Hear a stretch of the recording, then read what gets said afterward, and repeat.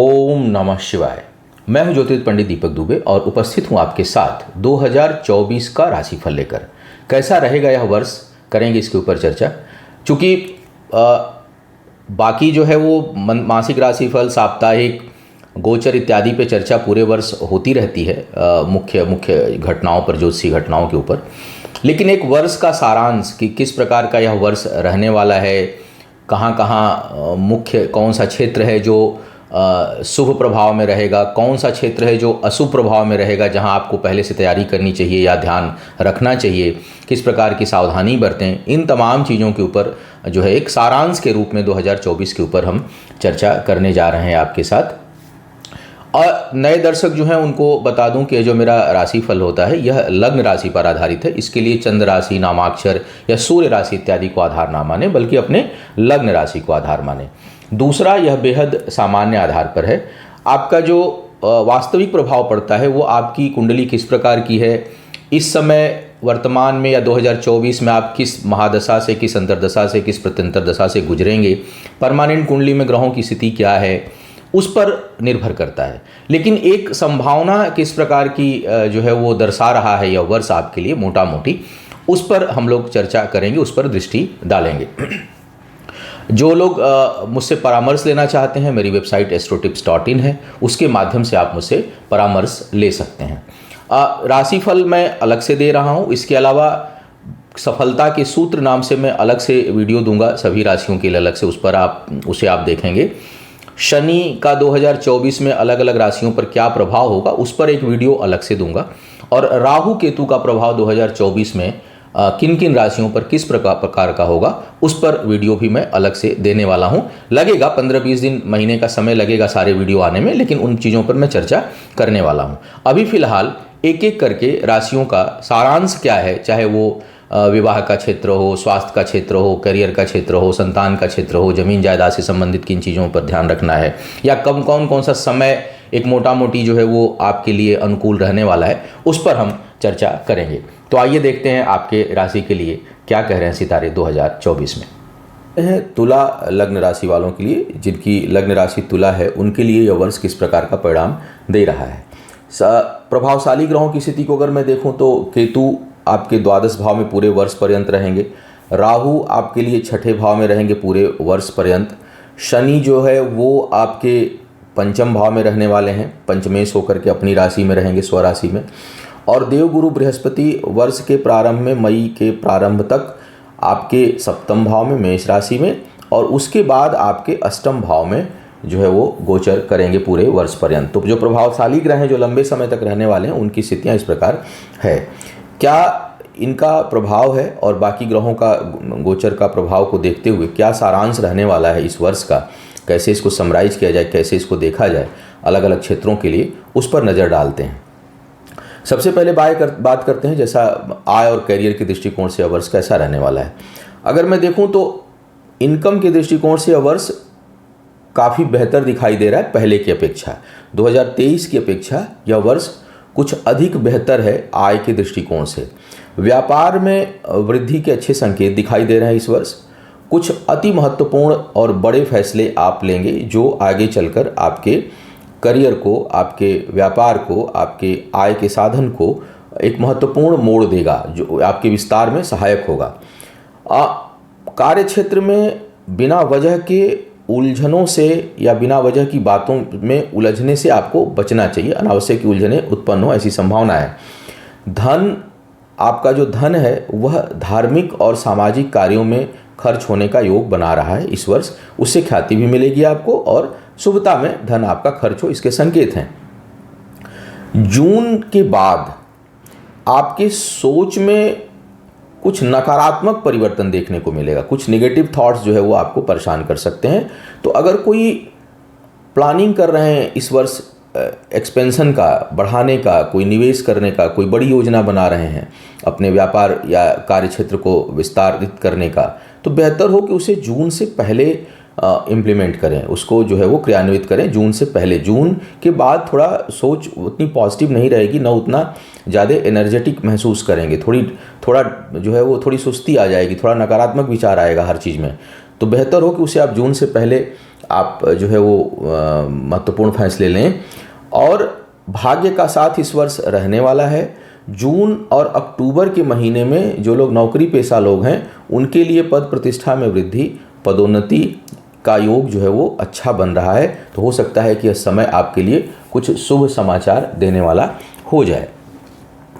विवाह के दृष्टिकोण से अगर मैं देखूं तो यह समय कोई बहुत अच्छा नहीं है। यह वर्ष विवाह के दृष्टिकोण से मई तक का समय जो है वो विवाह तो करा देगा। देखिए होता क्या है कि हम कई घटनाओं को केवल उस घटना को शुभ मानते हैं, लेकिन उसका परिणाम शुभ आएगा कि नहीं आएगा यहाँ ज्योतिष मदद करता है।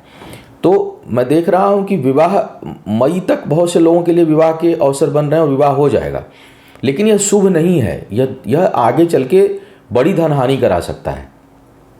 गोचर्स की बात कर रहा हूँ तो कुंडली में भी लेकिन अगर स्थिति आपकी अच्छी नहीं है, आपकी कुंडली में भी धन आने का योग विवाह के उपरांत बन रहा हो, तो आपको चाहिए कि अच्छे से कुंडली मिला लें, विचार विमर्श कर लें, उसके बाद आप जो है वो वैवाहिक जीवन में जाएं। अन्यथा यह जो गोचर है वो तो यही संकेत कर रहा है कि विवाह से धन हानि का योग बने। सावधानी रखना चाहिए। मार्च अप्रैल और जून में जो है वो मार्च अप्रैल और जून का महीना अपने पसंद से विवाह का, प्रेम संबंध में जो लोग हैं उनके विवाह होने का, और बहुत से लोगों के लिए अंतरजातीय इंटरकास्ट मैरिज का योग जो है यह वर्ष बना रहा है, बहुत प्रबल योग बना रहा है। तो अगर ऐसे जिनके भी संबंध हैं उनके विवाह होने की संभावना और ज़्यादा बढ़ रही है। तो कलह कलेश ना हो, धन हानि ना हो, इसलिए आपको चाहिए कि आप अच्छे से कुंडली का विश्लेषण कर लें, फिर किसी से विवाह में आप आगे बढ़ें, आप निर्णय लें।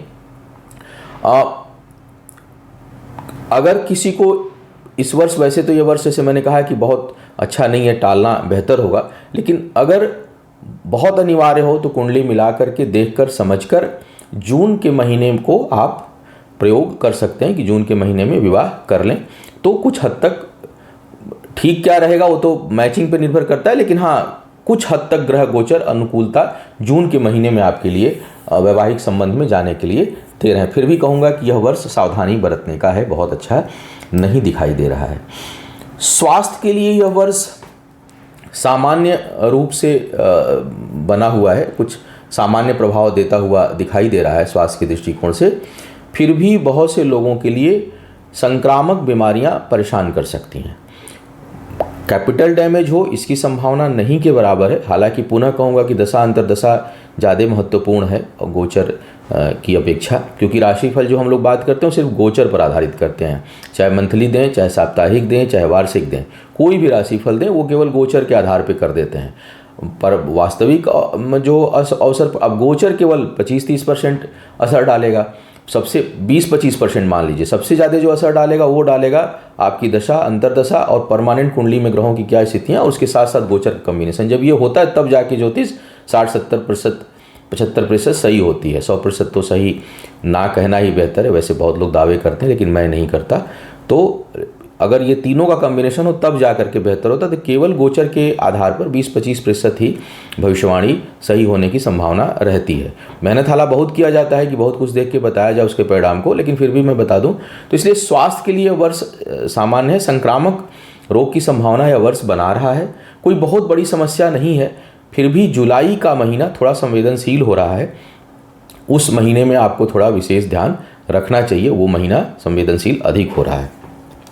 संतान प्राप्ति के दृष्टिकोण से अगर मैं बात करूं, अगर आप लोग प्लानिंग कर रहे हैं, जो लोग भी प्लानिंग कर रहे हैं बच्चे के लिए, उनके लिए जून तक का समय बेहद शुभ है। तो आप जो है वो योजना बना सकते हैं, सफलता के काफ़ी अच्छे आसार हैं। पूरा वर्ष ही जो है वो शुभता लिया हुआ है यह वर्ष संतान प्राप्ति के लिए। संतान के कारण मन में प्रसन्नता भी रहेगी, संतान की उपलब्धियां भी होंगी, और संतान प्राप्ति के लिए, गर्भ धारण करने के लिए भी यह वर्ष काफ़ी बेहतर दिखाई दे रहा है। प्लानिंग आप कर सकते हैं। जून तक का, वैसे तो पूरा वर्ष ही शुभता लिया हुआ है, लेकिन जून तक का जो समय है वो अधिक शुभ है। इस दौरान अगर आप प्लानिंग फर्स्ट हाफ में करते हैं तो आपके लिए ज़्यादा अच्छा रहेगा। और जून तक के समय में भी फरवरी का महीना और योगकारी है, तो फरवरी के लिए आप विशेष प्लानिंग कर सकते हैं। अब शिक्षा की बात करूं तो शिक्षा के लिए भी जो है वो समय काफ़ी अनुकूल है, लेकिन जून के बाद आपको कुछ अप्रत्याशित रुकावटों का सामना करना पड़ेगा। सडन डिस्टर्बेंस, सडन जो है वो हर्डल्स क्रिएट होंगे जून के बाद। जून तक तो ठीक है, जून के बाद जो है सडन हर्डल का योग जो है वो बन रहा है, रुकावटों का योग बन रहा है। सफलता प्राप्त करने के लिए जून के बाद आपको विशेष प्रयास करना होगा। पढ़ाई से बहुत से लोगों का मन भटक सकता है, कई लोग छोड़ने तक को प्रेरित हो सकते हैं। तो छोड़ने का प्रयास नहीं करना है, बल्कि लगे रहने का प्रयास करना है, डटे रहने का प्रयास करना है। जून से नवंबर तक का समय थोड़ा नकारात्मक विचारधारा को बढ़ाएगा और अब आपको अनावश्यक रुकावटों का, बाधाओं का सामना करना पड़ सकता है। तो उससे घबराने की ज़रूरत नहीं है, उस समय को निकालने की आवश्यकता है। प्रारंभ में जून तक और फिर नवंबर दिसंबर का महीना आपको विशेष सफलता, विशेष योग्यता, विशेष दक्षता दे सकता है। उच्च शिक्षा के लिए काफ़ी अनुकूल वर्ष यह बना हुआ है। ज़मीन जायदाद की अगर मैं बात करूं तो इसके लिए लाभ का योग है। ज़मीन जायदाद से बहुत से लोगों को पैतृक संपत्ति मिल सकती है, अचानक कहीं कोई रुकी हुई प्रॉपर्टी है वो प्राप्त हो सकती है। तो धन संपत्ति से संबंधित, प्रॉपर्टी से संबंधित कुछ खुशी मिले आपको, कुछ शुभता मिले, कुछ प्रसन्नता मिले, कुछ प्राप्ति हो अच्छी, इसकी संभावना इस वर्ष अच्छे से बना हुआ है। अक्टूबर, फरवरी और फिर अक्टूबर नवंबर का महीना संपत्ति लेने के लिए बहुत अच्छा है। तो अगर आप परचेज करना चाहते हैं प्रॉपर्टी तो बेहतर होगा कि आप फरवरी, अक्टूबर और नवंबर इस महीनों को टारगेट कर सकते हैं। इस महीने में अपना टारगेट तय कर सकते हैं, लक्ष्य बना सकते हैं। थोड़ी बहुत उलझने पैतृक संपत्ति में महसूस हो सकती हैं, फिर भी सफलता आपको प्राप्त होगी और उससे खुशियां मिलेंगी। स्वयं के प्रयास से निवेश या धन वृद्धि के दृष्टिकोण से अगर आप संपत्ति ले रहे हैं, मतलब अपने प्रयोग के लिए या धन निवेश के दृष्टिकोण से, मतलब लाभ के दृष्टिकोण से अगर आप धन संपत्ति ले रहे हैं तो उससे विशेष फायदा का योग है। तो कुल मिला के संपत्ति, जमीन जायदाद के लिए यह वर्ष काफ़ी अनुकूलता लिया हुआ है। राहु केतु गोचर का प्रभाव जो है वो अगर मैं देखूं तो छठा और द्वादश भाव प्रभावित हो रहा है वर्ष के प्रारंभ में आंशिक काल सर्प योग के। तो जिनकी कुंडली में काल सर्प योग इसी भाव से बन रहा होगा, तो पहले तो यहाँ का काल सर्प योग बहुत खतरनाक नहीं होता, इसलिए डरने की कोई बहुत बात नहीं होती। अगर छठे और द्वादश से बन रहा है तो बहुत टेंशन लेने की जरूरत नहीं है। हाँ, इतना जरूर है कि थोड़ी बहुत संक्रामक बीमारियाँ बहुत से लोगों को दे देता है। अगर शुक्र खराब हुए तो और ज़्यादा होने की संभावना हो जाएगी। और दूसरा जो है बिना वजह के कुछ न कुछ उलझन और गंदे शत्रुओं से टकराता है। तो बेहतर होगा कि आप जो है वो किसी से टकराएं नहीं, वाद विवाद ना करें और उलझन से जितना जल्दी हो सके निकलने का प्रयास करें। धन धार्मिक सामाजिक कार्यों में खर्च होगा, समय आपका इन सब चीज़ों में खर्च होगा, अच्छे कार्यों में। शुभता लिया हुआ है, आपका कर्म जो है वो बिना अपेक्षा के, बिना किसी उम्मीद के आप इस दौरान कर्म से प्रेरित रहेंगे। कोई भी दान, पुण्य, धर्म इत्यादि का आप कार्य करेंगे उसमें कोई आपका लालच नहीं होगा आपके अंदर। तो यह एक शुभता लिया हुआ स्थिति उत्पन्न कर रहा है।